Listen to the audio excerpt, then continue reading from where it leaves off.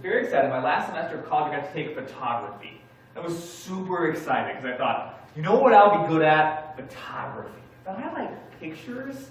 I have a cool artsy aesthetic. I was like 20 years old at the time, so of course I thought I was like the coolest person who's ever lived, of course. So I'm like, I'm going to take this black and white photography course. I'm going to be very, very cool. It was all part of an elaborate plan to pick up women that did not work.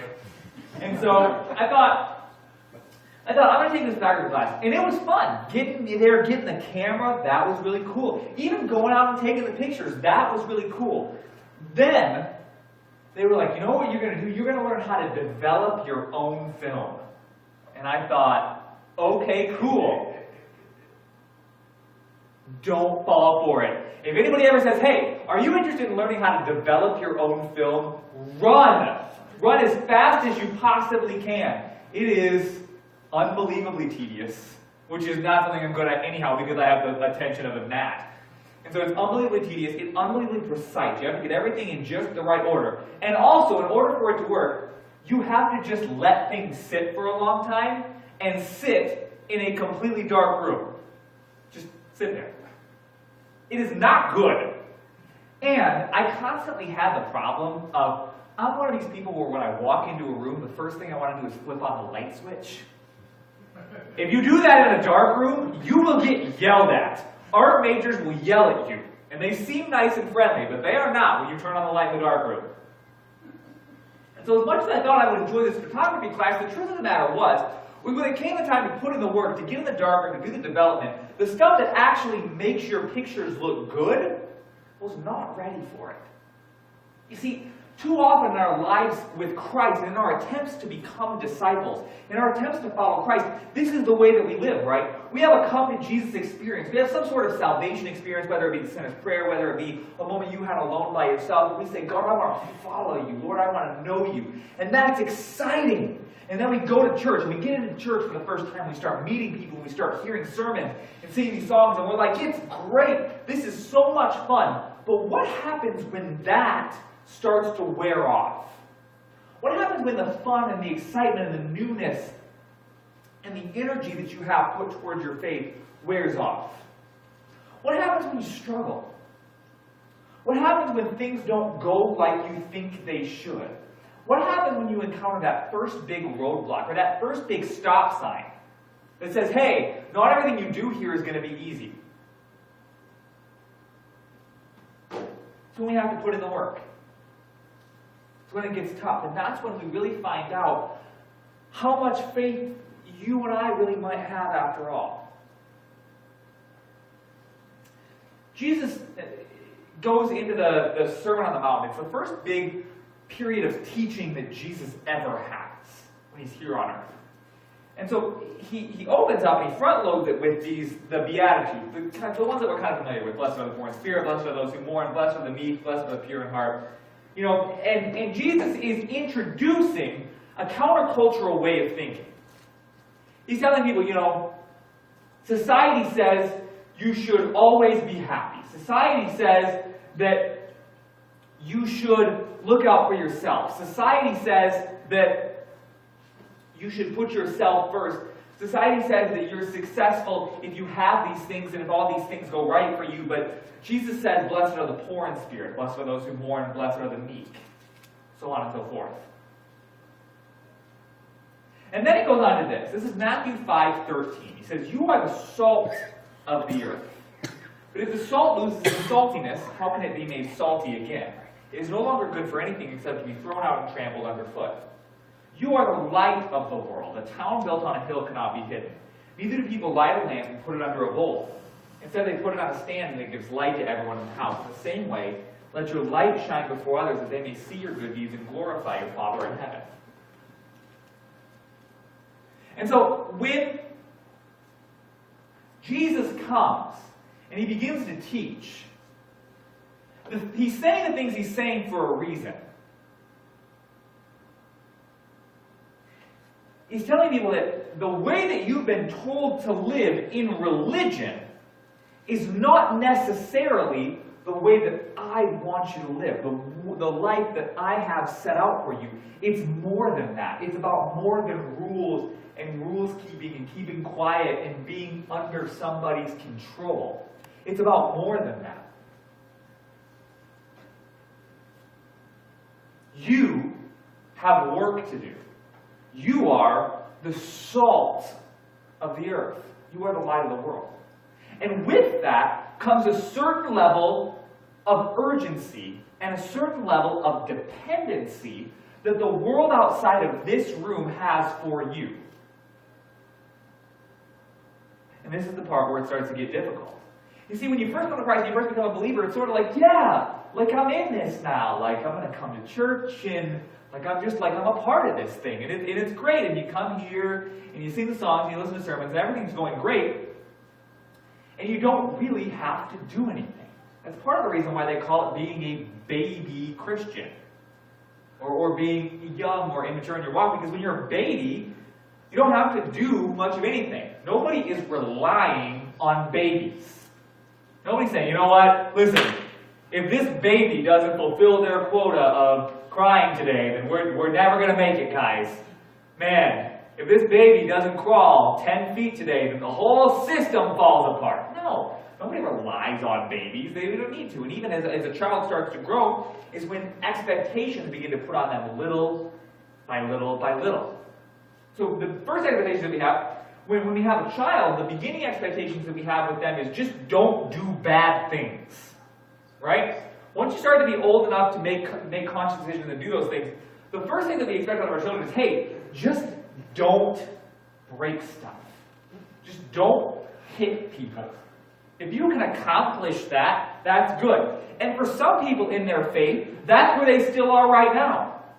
That's the expectations that they believe God has put on them, is just don't break stuff.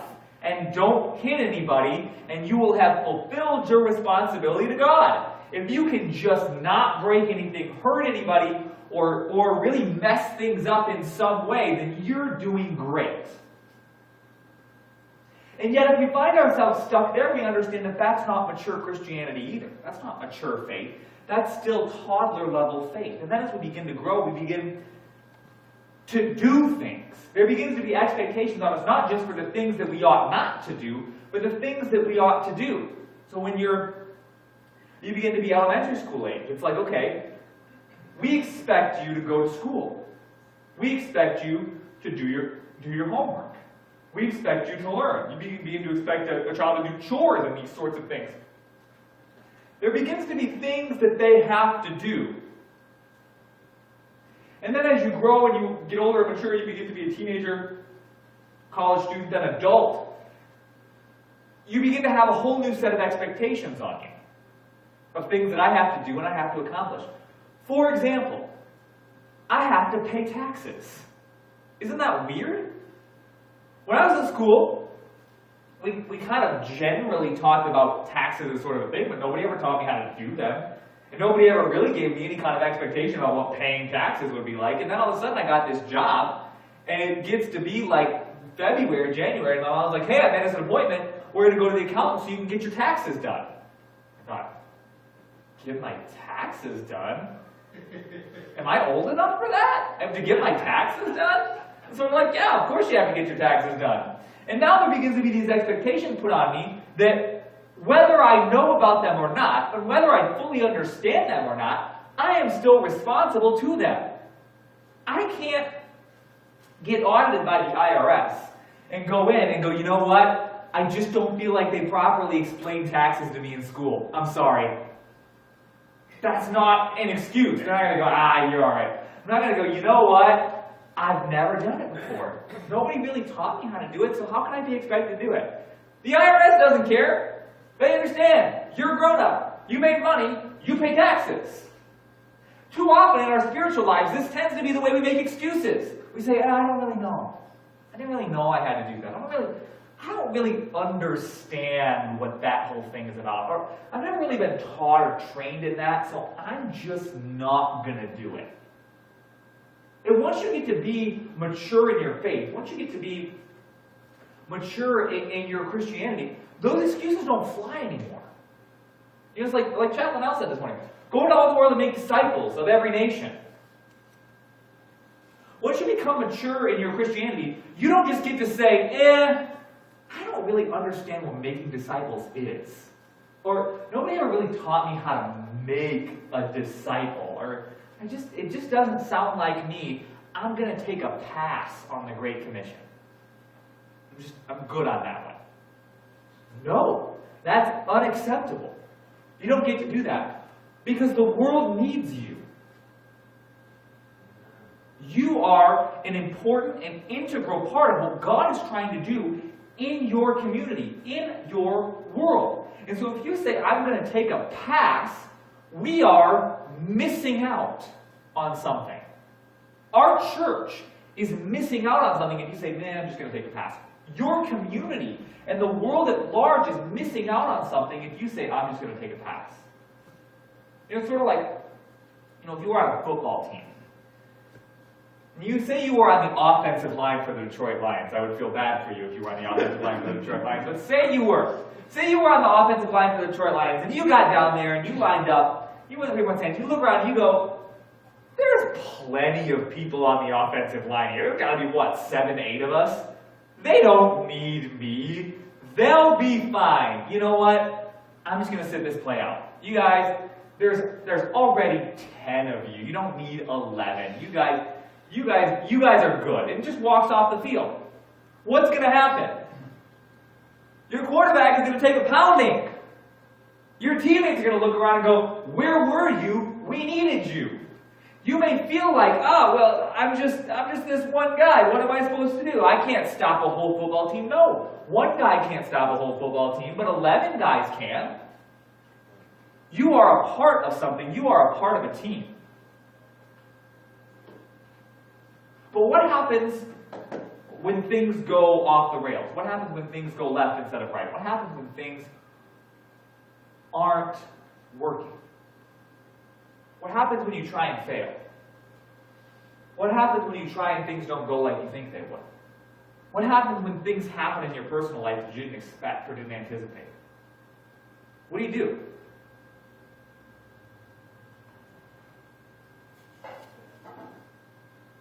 For me, I return to this passage. You are the salt of the earth. You are the light of the world. And so sometimes what I have to do is I have to remember that there are things bigger than me at work here. That there are factors and ideas larger than me in play.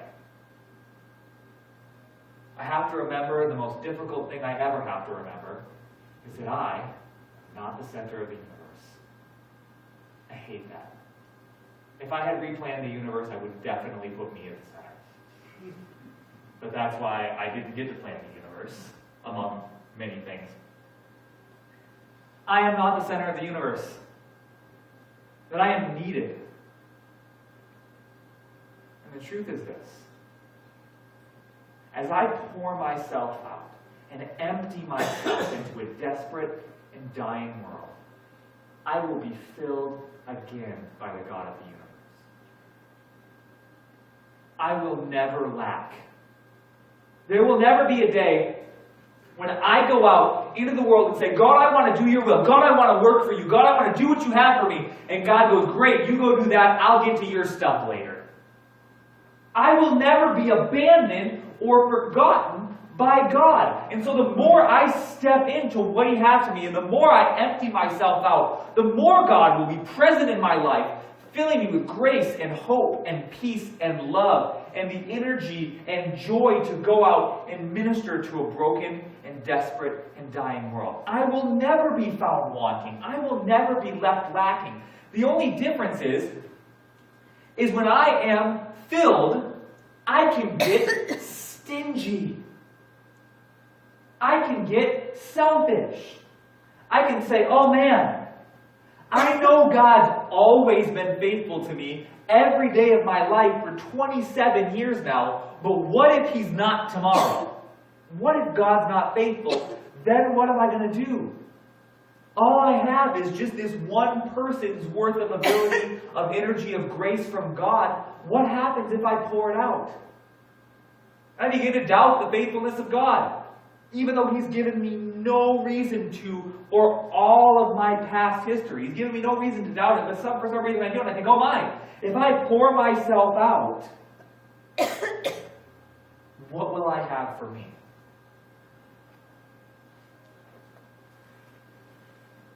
Truth of the matter is, what I will have is a fresh and new measure of grace every morning. And what I will also have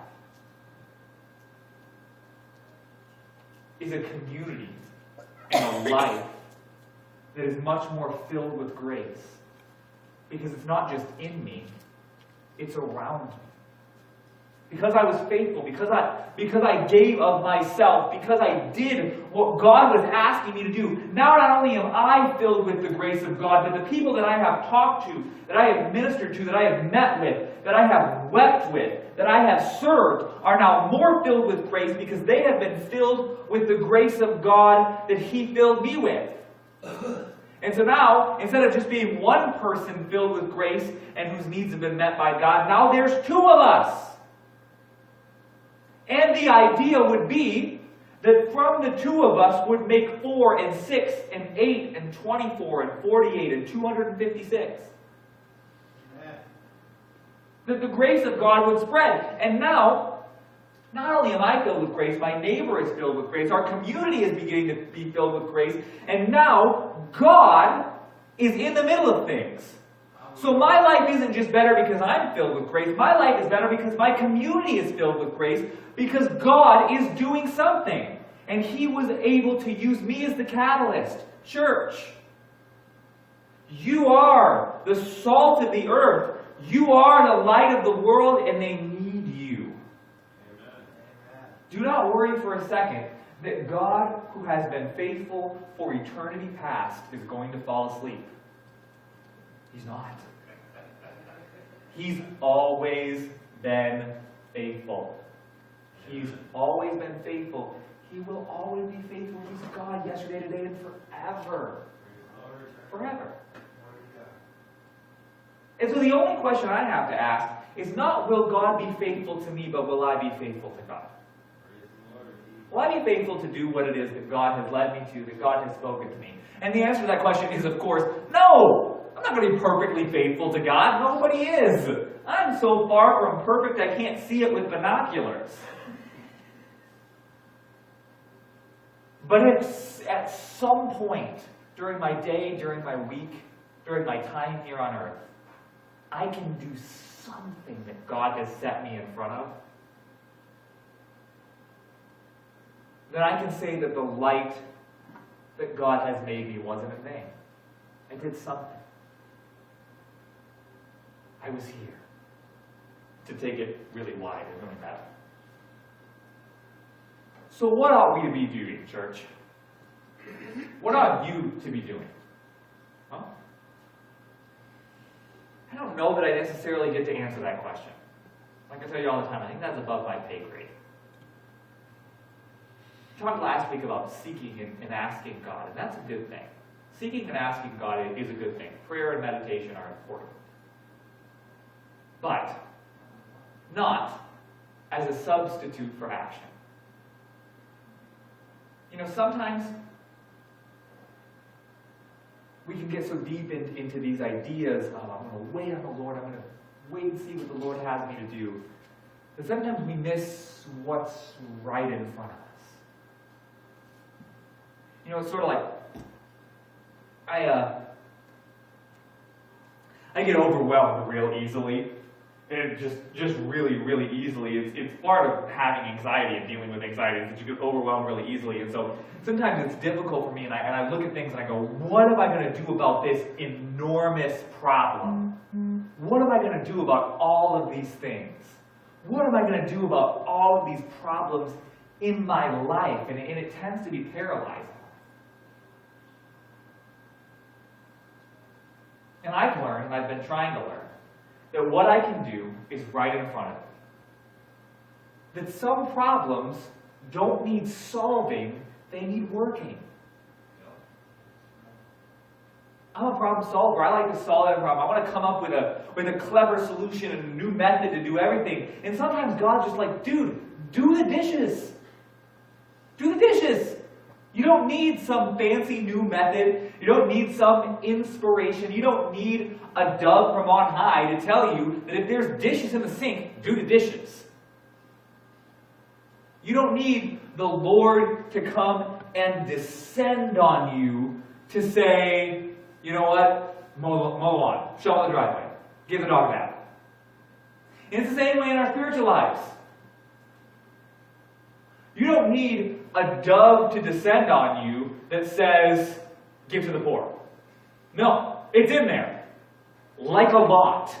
If you read the New Testament, you can't spit without hitting God tell you to take care of people who need taken care of. You don't need to wait for the Holy Spirit to come and say, you should give right now. Oh, wow, thank you, Lord. No, it's pretty much covered. It's pretty much in there. If you haven't gotten it by now, you need to crack open the New Testament again. You don't need to wait for the Lord to tell you to love your neighbor, to serve your neighbor, to do unto others as you would have them do unto you. It's in there. It's already taken care of. It's the spiritual equivalent of doing the dishes. It's the spiritual equivalent of taking a shower in the morning. You don't need a reason. You don't need a reason to take a shower in the morning. I just do it because I woke up and I exist, so I took a shower this morning. You don't need a reason to love your neighbor. It's in there. You just do it. And then out of loving your neighbor, out of doing unto others, out of serving the poor, out of loving people who need love, out of pursuing justice here on the earth and giving mercy to the people around you, then out of those things, God is going to call you to bigger and higher things. But it's out of the fact that you got up and took a shower in the morning. You did the dishes. You mowed the lawn. The simple things that we know we ought to do. The everyday of following Christ. So to return to the original point, what do we do when we don't feel like it? What do we do when we struggle? What do we do when the novelty and the fun of following Christ has worn off? We do the things that we know to do. We do the things that we've learned to do. We trust and obey. That is so long. Trust and obey. For there's no other way. There's no other way to be happy in Him but to trust and obey. It's really true. They hit the nail on the head with that one. It's really, really good. It's like the Christian don't stop believing. Trust and obey. And then out of that, I believe that God will continue to fill you as you pour out into others. And that as He begins to fill you, what He fills you with will be fresh. What He fills you with will be new. He will fill you with inspiration and ideas and hope. Would you bow your heads with me? Father God, we're so grateful for your presence here this morning. We are so grateful for the fresh revelation that comes from you each and every day.